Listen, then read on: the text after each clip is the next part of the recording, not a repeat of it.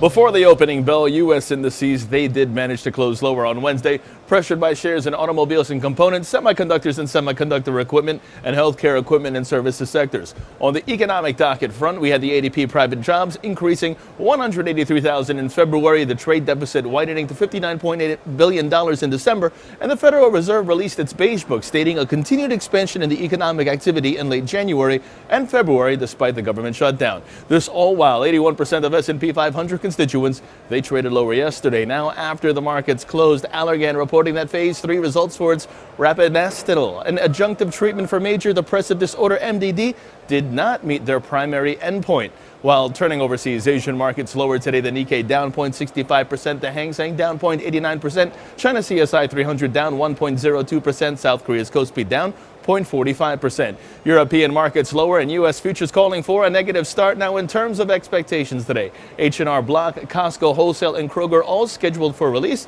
while on the economic docket 8:30 in the morning we have both initial and continuing jobless claims figures, and we also have fourth quarter non-farm productivity all at 8:30 in the morning. In the afternoon we have the January consumer credit report. Now, taking a look at the markets, the S&P 500 is where we begin. That's under pressure and in focus. The relative strength index shows downside momentum. Short positions below 27.79 are favored, with targets at 27.56 and 27.45 in extension. The Nasdaq, meanwhile, that looks for 7,023, while the Dow Jones, that's under pressure.